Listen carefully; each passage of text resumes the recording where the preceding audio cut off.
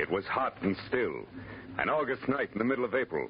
But that didn't matter to the striptease dancer in the golden mask, because murder made her blood run cold the night the heat wave struck. From the pen of Raymond Chandler, outstanding author of crime fiction, comes his most famous character in The Adventures of Phillip Marlow.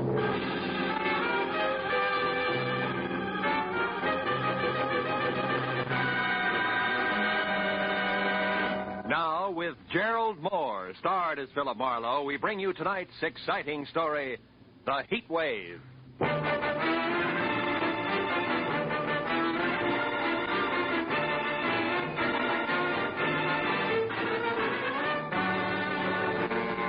Spring was only 3 weeks old, but the sun bore down on Los Angeles with the middle of the summer vengeance.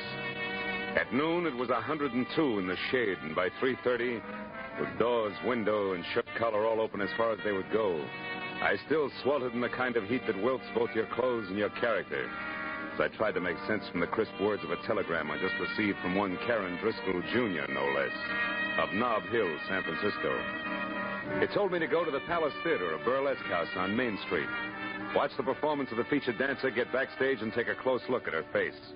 Then meet the 7 o'clock plane from San Francisco and report what I'd seen to Miss Driscoll, Jr.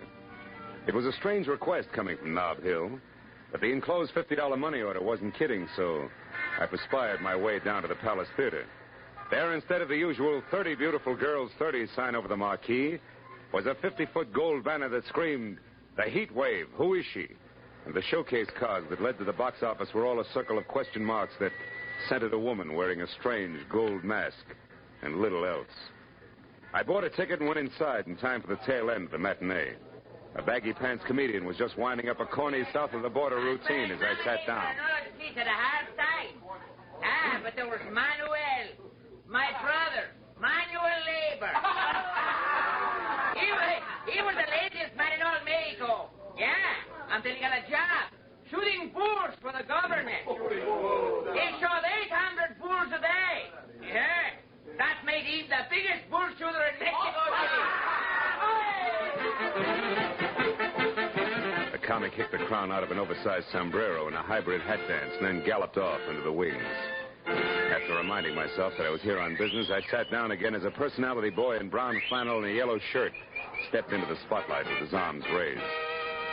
Ladies and gentlemen, you're now privileged to witness one of the most unusual and breathtaking spectacles ever presented on any stage. In a moment, you will see her, the woman of mystery, performing exotic rites to the pagan sun god of the Incas, exactly as they were performed 3,000 years ago in the strange temples of the Andes. But who is she? Who is this woman? And who knows what secrets lie behind her mask of gold? The Palace Theater presents the masked marvelous, the beautiful, the dazzling, the mysterious Heat Wave.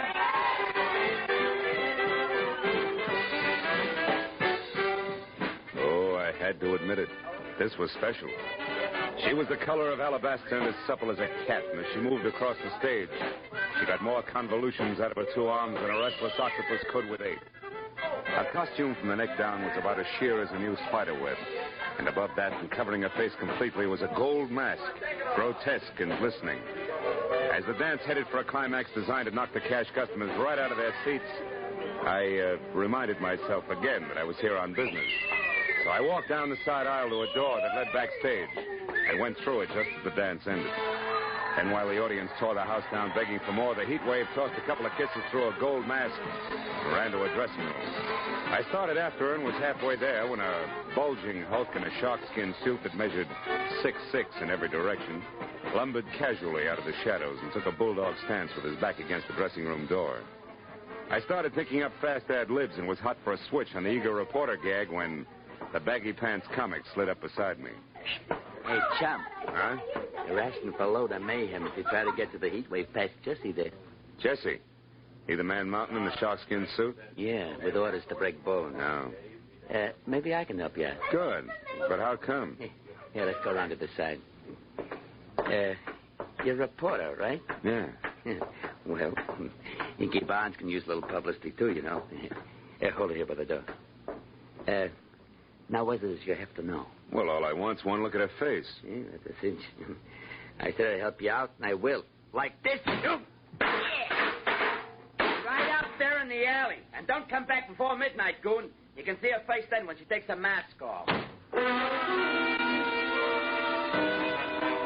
I should have known better, but all I wanted at the moment was to kick the slack out of a pair of baggy pants. So I bounced back up the steps, jerked the door open, and ran head-on into 3 square yards of sharkskin suit. It was Jesse.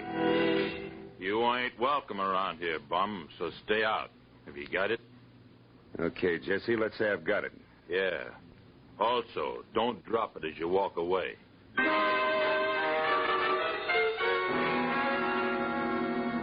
I was glad to remember that I had a client to meet at the airport.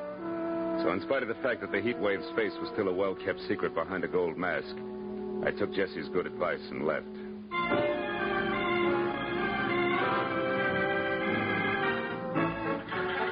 Flight 11 from San Francisco arriving at Gate 4. Will Dr. Robert Reamer please report to the information desk? When the plane taxied to a stop at the airline's gate, it was 7 o'clock sharp. And as the passengers unloaded, a tall, sinuous brunette with arched eyebrows, an imperial gesture, and a hat that kept some imaginative milliner out of the red for several months had to be Miss Karen Driscoll, Jr. I introduced myself, ushered her to the cocktail lounge, and when a Gibson sparkled in front of each of us, she got down to business. Well, Marlowe, did you see her? Yes and no. I have a photograph here. Look, is this the same girl?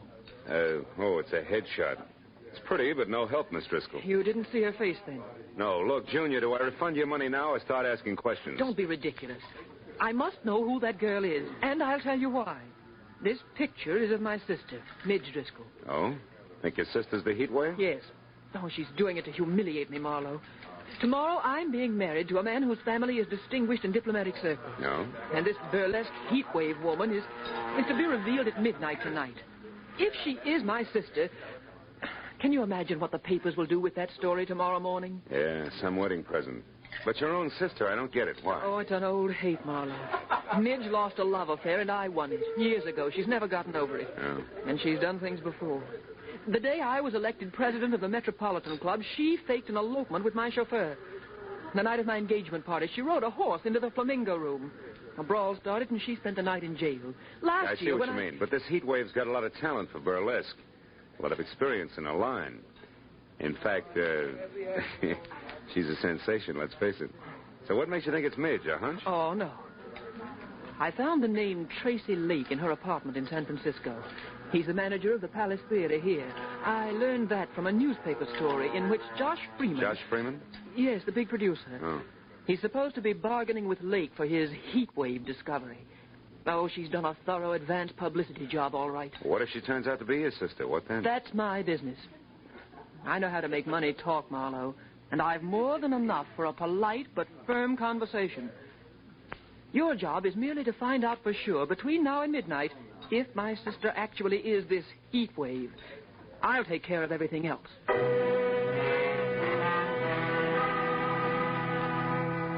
Karen Driscoll, Jr. gave me her local phone number, then got up, cursed the hot night, bid me hurry, and summoned a taxi.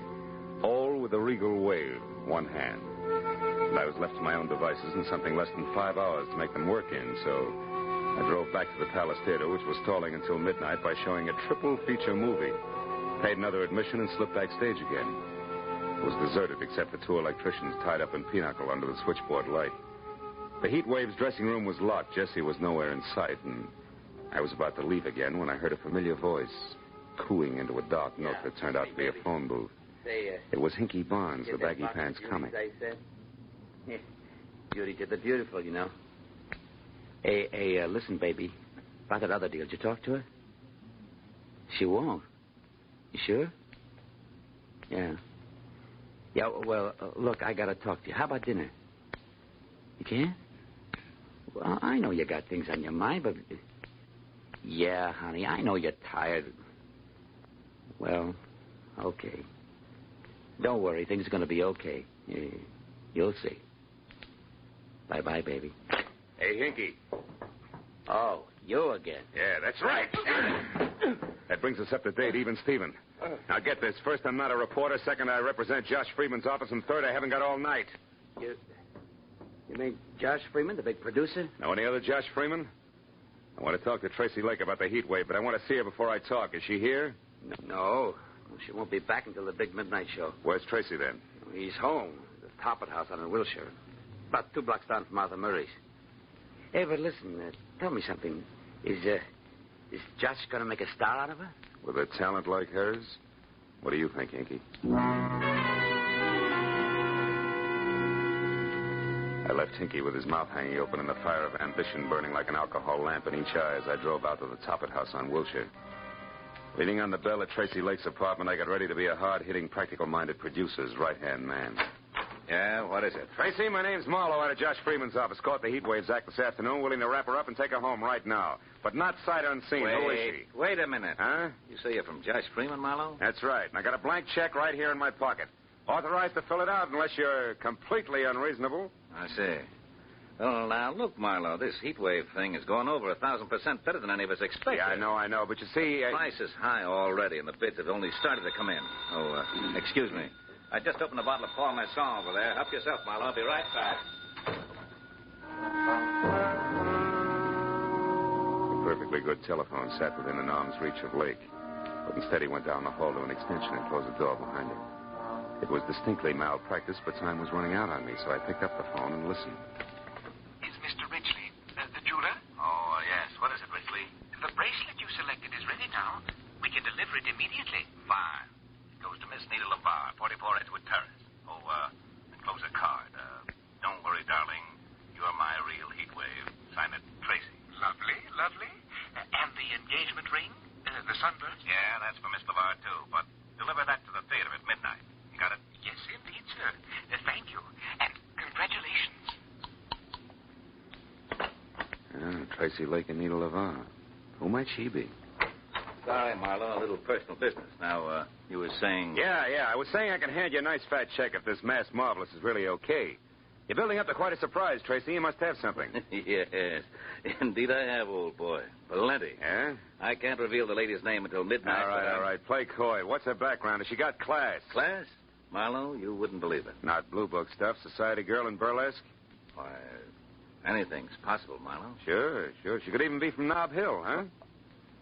Yeah, like I said. Anything's possible, sure. Okay, Tracy, that's what I wanted to find out. See you after the unveiling, and you got a great night for it. Oh, Marlow, I suppose Big Ed Peters is in on the deal as usual, along with Josh? Yeah, it's a regular Josh Freeman deal, just as usual. See you later, Tracy.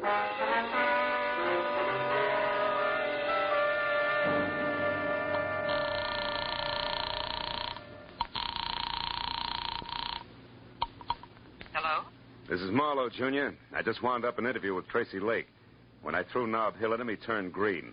But it's not official yet. The odds are high that it's your sister Midge, all right, who's knocking him dead as the heat wave. I knew it. That horrible, vindictive little tramp. What else, Marlowe? Did you find out where she is? Yeah. She's going under the name of Nita LaVar and staying at 44 Edgewood Terrace near MacArthur Park. But listen, it's not positive yet, so I'm going there to check right now. Where are you calling from, Marlowe? A phone booth at a closed gas station out here on Wilshire. But Oh. What's the matter? What is it, Marlowe? I am about to start earning that fee of yours, baby. 300 pounds of muscle in a sharkskin suit just walked up. Goodbye. Hello, Sonny. Well, my Piltdown pal. So the boss was right. You're just a cheap, nosy reporter, after all. It's cramped in there, ain't it? But you're not getting out, bub. Now, wait a minute, Jesse. It's a hot night. Let's not work up a sweat, huh? Don't you worry about that. Mr. Lake pegged you as a phony nosy, and that's bad. What do you mean, phony? You said Big Ed Peters was in on a deal with Josh Freeman. All right, what about it? Big Ed's been dead for 12 years. And you know what? He's still going to look better than you are 30 seconds from now. Oh!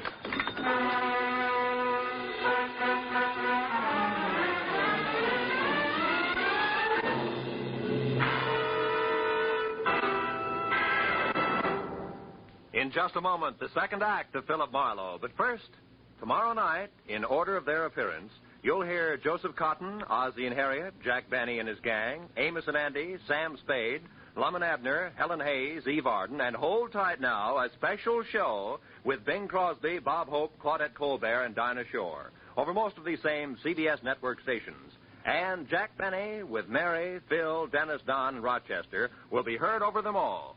Now, with our star, Gerald Moore, we return to the second act of Phillip Marlow and tonight's story, The Heat Wave.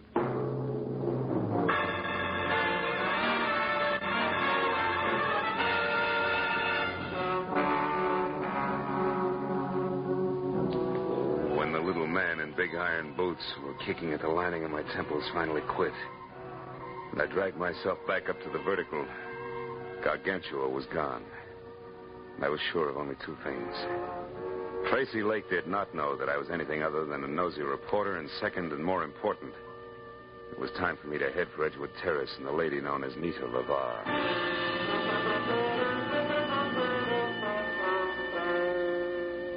As I started for the front door of number 44, which was an all-alone stucco under tile L shape that showed a single light, the little men in iron boots went to work again.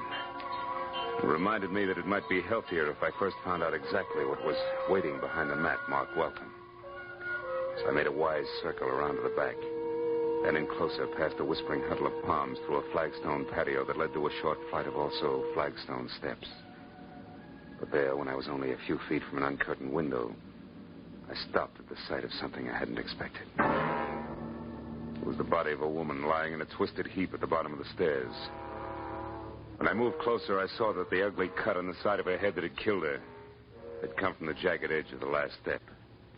I also saw that the woman was Midge Driscoll. Next to the body, there was an overturned, crushed sprinkling can, which meant that she could have fallen to her death accidentally. Also, it could have meant that if murdered, her killer had overturned and crushed the sprinkling can as well. I was somewhere between the two thoughts when I heard a car brake to a stop in front of the house. Then high heels on a cement walk. I quietly moved around to where I could see something tall and blonde who, in a better light, would have been better looking. Good evening. What? Who's there? Name's Phillip Marlow. Mean anything? Nothing. Then try this. I'm a friend of Midge Driscoll's. Midge? I never heard of anyone by that name. I'll bet. Step up a little closer, honey. Now, wait a minute, Mr. Bright Eyes. Midge! Yeah, Midge. And Driscoll. Name you never heard of, remember? Now, what do you say? Do we play it straight? Yeah. I'm Nita LeVar, Mr. Marlowe. Baby, you're getting in deeper by the minute, and by that I specifically mean that Midge Driscoll here and Nita LeVar are one and the same. Oh, you're crazy. I know my own name. It is and always has been Nita LeVar. That's Midge Driscoll. All right, since you've grown so cooperative, maybe you can tell me why she's dead. Oh, it could be that she fell down those stairs.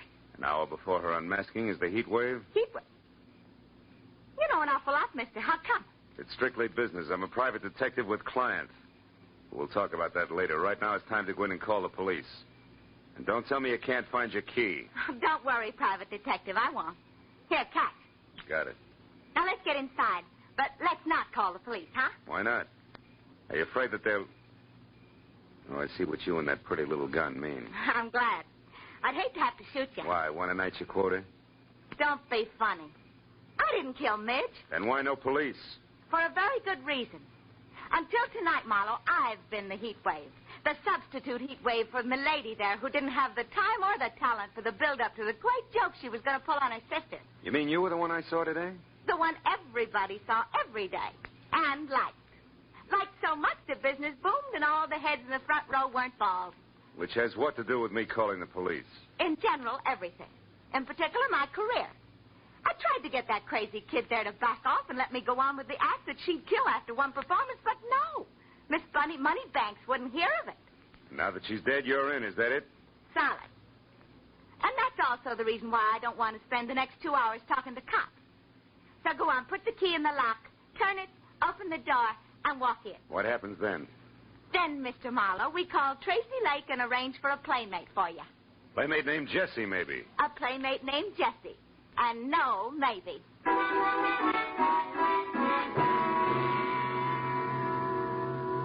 When we got inside, Nita LeVar, who handled the prisoner with the finesse of a Marine Guard detachment, took my gun, threw it across the room, put me into a faraway straight-back chair, and got through to Tracy Lake without once taking her baby blue eyes off me. Then when she told the man she called Darling all about Midge's death, which could have been for my benefit, she placed a rush order for the monster. After that, she hung up, sat down, lit a cigarette, and waited. But a second later, she was back on her feet. When I said that friend Jessie was fast, she said I should shut up and more. Listen, Marlow. You do exactly as I say. Coming! Now stay right where you are and don't so much as open your mouth. Who is it? It's me, Nita. Hinky. Oh, good. Come on in, Hinky. Hello, Nita. Hi. I just happened to be going by, and since I knew it was Midge's night, I thought... And never mind what you thought. Just come in and listen. It isn't Midge's night, Hinky. It's mine. And don't ask questions now. Here. Ooh, what's the gun for, Nita? What's the matter? A private detective, but public nuisance named Marlow. Marlow, a detective? Mm-hmm. You told me he was from Josh Freeman's office. Ah, he was lying. Now get this, Hinky. Midge Driscoll is out and back, dead. But why? I don't know why, and I care less. But Marlow here is crazy for calling the cops, which would leave me at midnight doing my big number for the desk sergeant. Great. So use that gun, see, and hold him here until Jessie shows up, which should be any minute. Now goodbye, and be careful, Hinky. So long, bright boy. Gentle soul, huh, Barnes? Never mind, Marlow. Save the gap for Jesse. He's a great listener. I doubt if he'll give me the time, considering that I know it's an odds-on bet it'll be a couple of slugs in my belt buckle before he's even in the room. Jesse, kill you? Why would he do that? Because he works for Tracy Lake. And Tracy Lake has to kill me, Barnes. I know he's a murderer. Midge Driscoll was murdered? You sure of that? Just about. Doesn't figure any other way. Nita herself told me how much this chance means to her and how hard she tried to get Midge to back off. But Tracy, how does he tie in? 2 ways. The money he'll get out of the show continuing indefinitely, and better than that, the fact that he and Nita are going to be married. Those two get married? You're nuts, Marlow. No, it's straight, Barnes. I know because I overheard Tracy talking to a jeweler about the ring he ordered. Now, you mind if I have a cigarette? Hey, Barnes, can I reach for a cigarette? Oh, yeah, okay. Hey, Marlow, you sure of this? Everything you just said, I mean, about them getting married and all? Sure I am. Why, a little disgusted with your buddies? Yeah, a little. So as of right now, you can do as you want. I'm leaving. No, you're not, Mr. Barnes. Jesse, hey, Jesse, don't shoot. I won't, Mr. Barnes. Unless, of course, you or Buster try to get out of here. Oh, who, me, Jesse? Yeah. You were going to let Marlowe go, Mr. Barnes. I don't think Mr. Lake would like that. I'm sure he wouldn't, Jesse. So why don't you just save everyone a lot of time and start pulling that trigger? Well, you can still see what you're doing. Hey, the light! Get going, Barnes. You dirty louse. I'll fix you. You'll never get out of here alive. Where are you? Come on, talk. Where are you? Where are you? Answer me, you hear? Answer me. With pleasure. Oh, you stinking slime. I'll tear you apart if I get my hands on you. Which, Jesse boy, is a trick. And now for our meeting in a phone booth, flowers, your big 8 bars and all.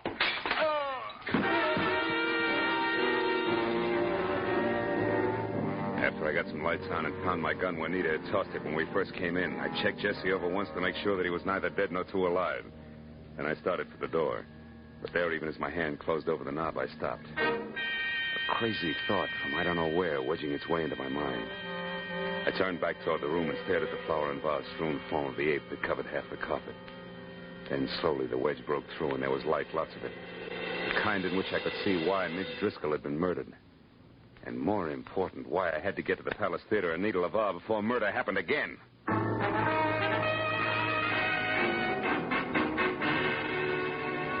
I lurched from the curb in front of Nita's at 20 minutes to 12. When I screeched to a stop downtown at the Palace without somehow hitting or being hit along the way, those 20 minutes were gone. And I was worried because midnight meant that Nita would already be on stage for the unmasking. I raced past the general at the door and then across the lobby and into the theater where I figured I could get down a side aisle with the wings. That was figuring wrong. Because fire laws notwithstanding, the place was strictly SRO and packed tighter than the 7th Game World Series. Between the backs of perspiring necks, I could see that Nita, who was across stage from Tracy Lake himself and in the center of a single spotlight that could have opened a supermarket, was still masked. So while I prayed that Lake, who was winding up his spiel, would think of bigger and better adjectives, I ran back to the lobby and around to a flight of stairs that led to the first balcony, where over on one side and near the railing, I found an old man who was daddy to a trio of baby Spots. and the one giant that was on Nita. I shoved him aside just as Lake finished and the maestro took over. And with one hand, I got a good grip on the .38 in my pocket, and with the other, the handle on the big spot. Hey, what are you doing? Hoping I'm wrong, Dad. But if not, hoping the gun I expect doesn't come from the wings, but... Hey, there, in that side balcony near the curtain, see it? Yeah, it's a gun, all right. Hey, that's Hinky Barnes. Right. Let's give the funny man a big audience and lots of light. You're on, Barnes. Watch out, he's going to shoot at us. Yeah, and us at him. You got him! You got him! Music! Music! Play something! Play music! Play some music!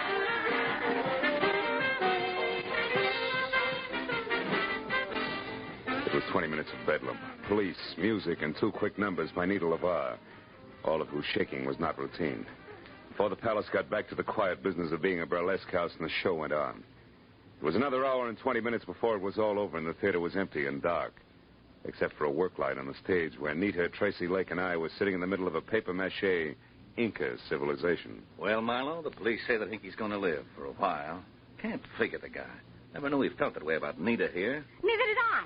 I was always okay to him, and I knew he cared some, but that's as far as it went. With you, Nita, yeah. But with Hinky, it was something else. Something strong enough to make him kill Mitch Driscoll so that Nita would get a big chance, eh, Marlowe? Mm-hmm. And when he found out through me that you two were going to be married, he realized that the murder he had committed was for nothing. And now he was going to make one count. So he turned on you, Nita. How did you find out in time to get to him before he could make a try for Nita? The way the guy sagged when I said you were going to be married told me all I had to know. But it was cinched by the American beauties draped around Jessie. American beauties? Flowers? Yeah. See, I remembered a phone call Hinky made. You, Nita, had been the lady he'd talked to and loved. From there on out, it was a little better than a shot in the dark. 2 shots in the dark, Marlowe. Good ones that are responsible for Nita still being here with her. Thanks, fella. Yeah, Marla, thanks a lot. Don't mention it. After all, I was paid for my work, and besides, that dance you do, Nita, belongs to posterity. Ah. Good night.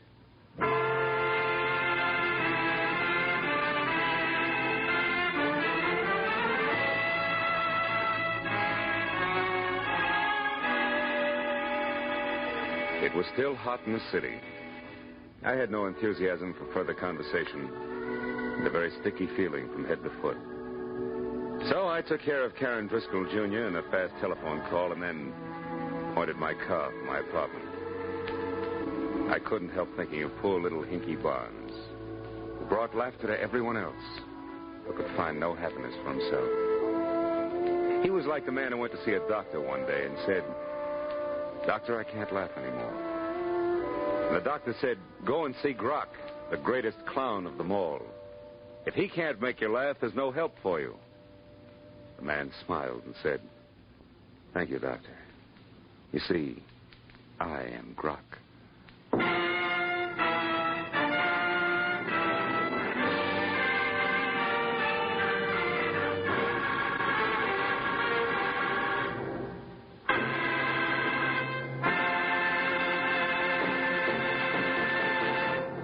The Adventures of Phillip Marlow, created by Raymond Chandler, star Gerald Moore, and are produced and directed by Norman McDonald. Script is by Mel Donnelly, Robert Mitchell, and Gene Levitt.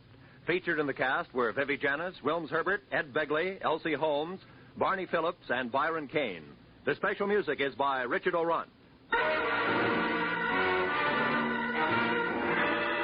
sure and be with us again next week when Phillip Marlow says...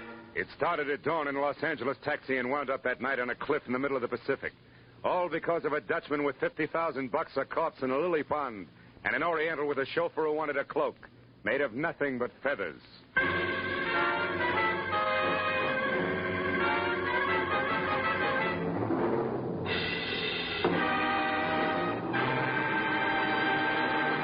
In just about an hour from now, $50,000, the biggest jackpot in radio history, will be waiting CBS listeners from coast to coast on the Sing It Again program over most of these same CBS network stations. This is Roy Rowan speaking. Now, stay tuned for Gangbusters, which follows immediately over most of these stations. This is CBS, the Columbia Broadcasting System.